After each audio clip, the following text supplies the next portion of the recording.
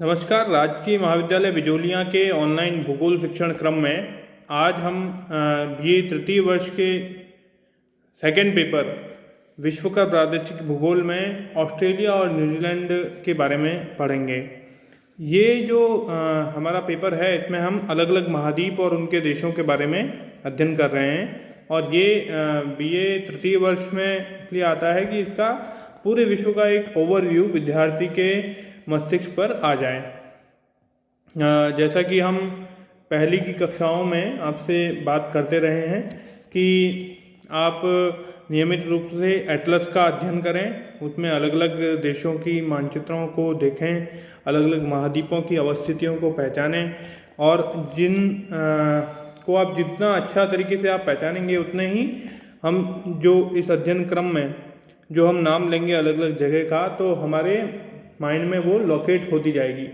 Australia के बारे में आज हम पढ़ने वाले हैं। ऑस्ट्रेलिया महाद्वीप ये 7 महाद्वीपों से क्षेत्रफल में सबसे छोटा महाद्वीप है और बहुत नया बसा हुआ महाद्वीप है।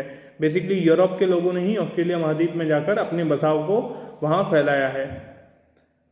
ऑस्ट्रेलिया का अक्षांशीय विस्तार 10 डिग्री दक्षिणी से 41 डिग्री दक्षिणी अक्षांश तक एवं देशांतरी विस्तार 113 डिग्री पूर्व से 154 डिग्री पूर्व तक है। यानी कि पूरी तरह ये दक्षिणी गोलार्ध के एक अंश में ही फैला हुआ है। न्यूजीलैंड जो कि इसके साथ की ही एक भूमि है, वो भी ऑस्ट्रेलिया के साथ में ही अध्ययन के योग्य है। तो ऑस्ट्रेलिया के मध्य में एक बहुत बड़ा मरुस्थल है जो ग्रेट सैंडी मरुस्थल जिसे कहा जाता है, वो विश्व का दूसरा सबसे बड़ा मरुस्थल है। ऑस्ट्रेलिया में जनसंख्या का सर्वाधिक घनत्व पूर्वी समुद्र तटीय क्षेत्रों में पाया जाता है। जब हम अफ्रीका की विशेषताओं को पढ़ रहे थे तो उसी समय ऑस्ट्रेलिया की भी एक बात आई थी कि दूसरे महाद्वीपों की तरह तटीय क्षेत्रों में अधिक जनसंख्या और मध्यवर्ती क्षेत्रों में कम जनसंख्या, ये एक महाद्वीप की विशेषता अफ्रीका, दक्षिण अमेरिका या ऑस्ट्रेलिया, इन तीनों में एक कॉमन रूप से ये चीज़ पाई जाती है। तो ऑस्ट्रेलिया में भी जो मध्यवर्ती भाग है वो भाग सबसे ज़्यादा मरुस्थल का है और किनारों पे जो तटीय क्षेत्र हैं वो तटीय क्षेत्र समुद्र तटीय क्षेत्र होने के कारण वहाँ व्यापार सुविधाएं अच्छी होने के कारण और आवागमन के साधन, रोज़मर्रा की ज़िंदगी में जो चीज़ें काम में आती है, यानी रोटी कपड़ा मकान जहाँ व्यक्ति का आराम से हो जाता है, तो मरुस्थल में वो विपरीत परिस्थितियों में रहने की बजाय समुद्र तटीय इलाकों में अच्छी तरह से घना बसा वहाँ पे पाया जाता है।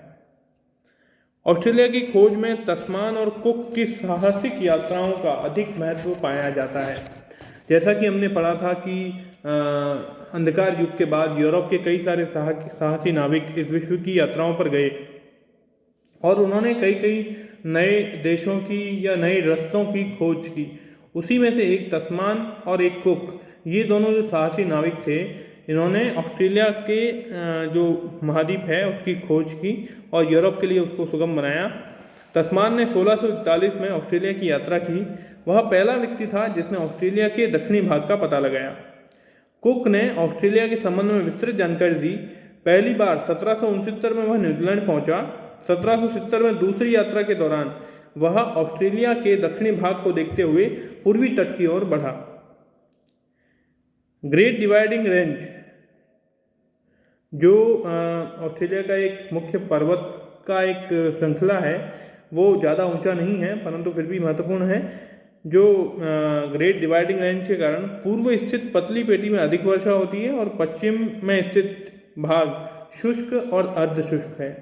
हम राजस्थान से इसे कंपेयर कर सकते हैं कि राजस्थान में जो अरावली भाग है उसके अरावली भाग के पूर्व में भी अधिक वर्षा होती है और पश्चिमी भाग में कम वर्षा होती है, तो वो भी एक शुष्क स्थल है। तो यहाँ अपन थोड़ी सी सिमिलैरिटी देख सकते हैं। आगे देखते हैं। ऑस्ट्रेलिया के जो आसपास के तट हैं वहाँ कई सारे चक्रवात और कई सारी पवनी चलती है, जिसमें ब्रिक फिल्डर्स और सदर्न बस्टर्स ये स्थानीय पवन हैं। साथ ही साथ विली नाम का एक उष्ण कटिबंधीय चक्रवात ऑस्ट्रेलिया में बहुत फेमस है। चक्रवातों के बारे में हम जब पढ़ेंगे तो उसमें उत्तर पश्चिमी तट पे जो चक्रवात ऑस्ट्रेलिया में आता है उसे विलिबरीज नाम से पुकारा जाता है। न्यूजीलैंड और तस्मानिया में साल भर वर्षा होती है। ऑस्ट्रेलिया के दक्षिणी पश्चिमी भाग में भूमध्यसागरीय जलवायु पाई जाती है। ऑस्ट्रेलिया की सबसे ऊंची चोटी Mount Kosciuszko 2230 metre Great Dividing Range पर्वत पर न्यू साउथ वेल्स में स्थित है। तो ये भी एक याद रखने वाला फैक्ट है कि सबसे ऊंची चोटी कौन सी है। फिल्डर्स पहाड़ियाँ, ब्रोकन हिल आदि ऑस्ट्रेलिया के ही अवशिष्ट पर्वत हैं। तो ये हुई ऑस्ट्रेलिया के धरातल और इसकी वर्षा की बात। आगे अपन इसका अध्ययन करते हैं ऑस्ट्रेलिया में कृषि भूमि कैसी है। तो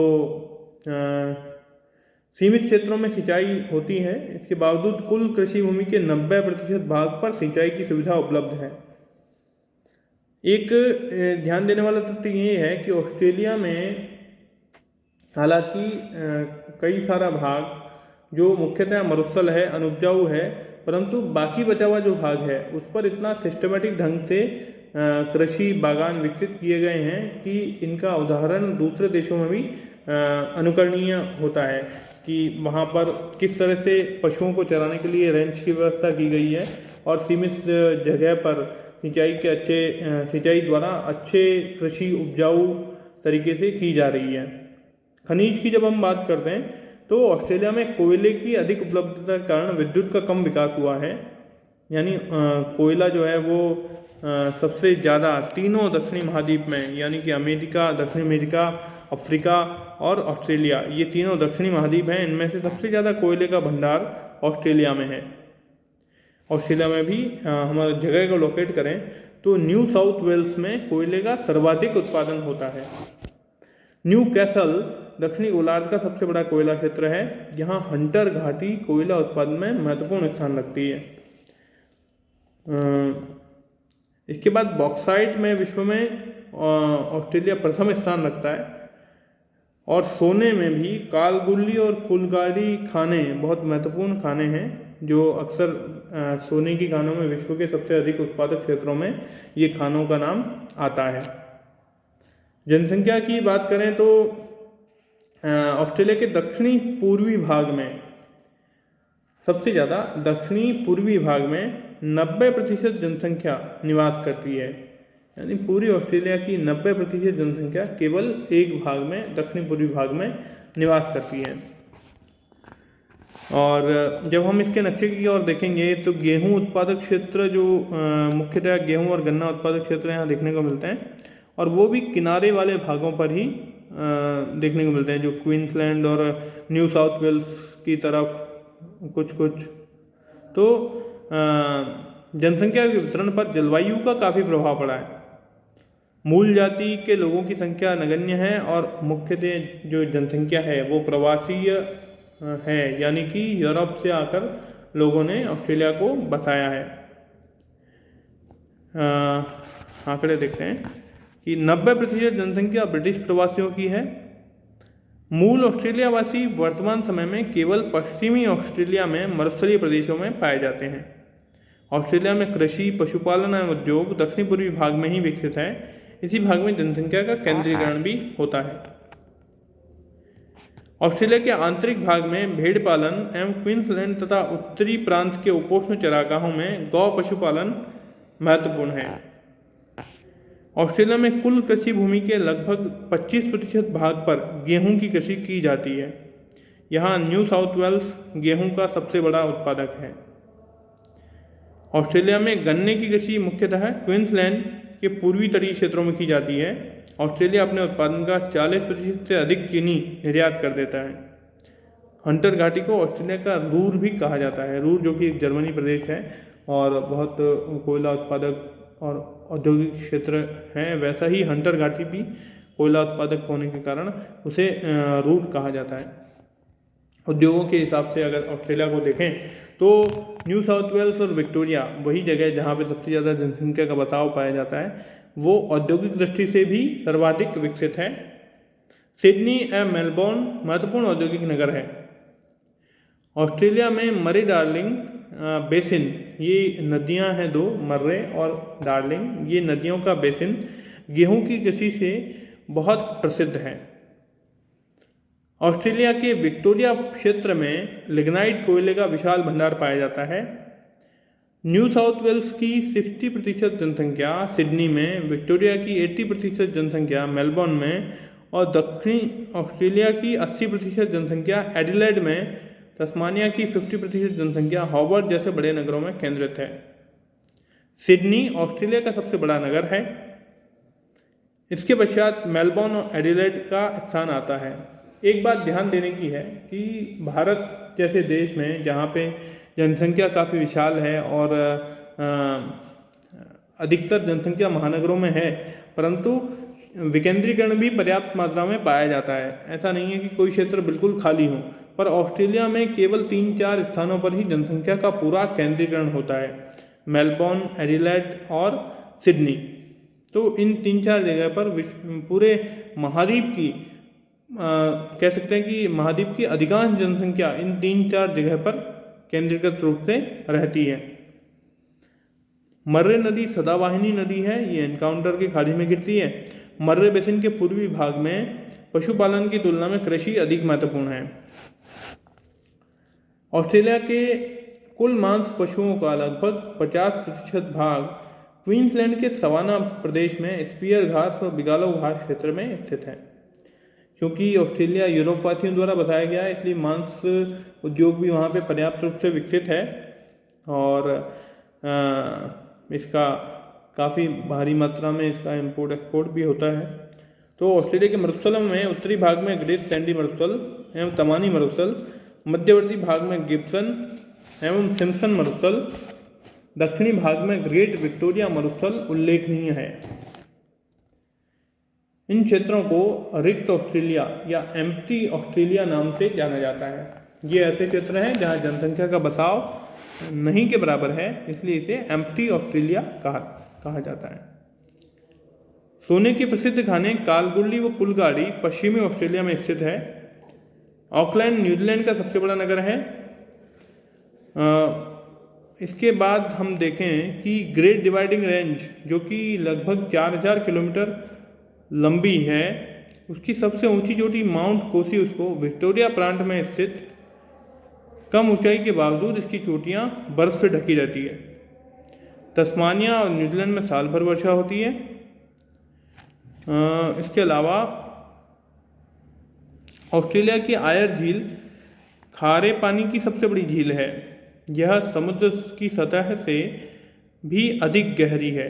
इसे ऑस्ट्रेलिया का मृत हृदय कहा जाता है। ऑस्ट्रेलिया के बास स्ट्रेट क्षेत्र में पेट्रोलियम का उत्पादन होता है। तो ये थी ऑस्ट्रेलिया महाद्वीप के बारे में भौगोलिक और सांस्कृतिक जानकारी, जिससे हम ऑस्ट्रेलिया महाद्वीप को अच्छे से समझ सकते हैं।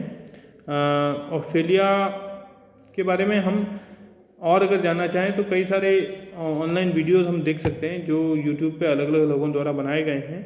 और सबसे महत्वपूर्ण चीज़ कि आप मानचित्र को जरूर देखिए। मानचित्र में ऑस्ट्रेलिया के बारे में और हमारे भीलवाड़ा का जो मानचित्र है वो और ऑस्ट्रेलिया का मानचित्र लगभग थोड़ी सिमिलरिटी रखता है, जो चतुष्कोणीय मानचित्र बनता है।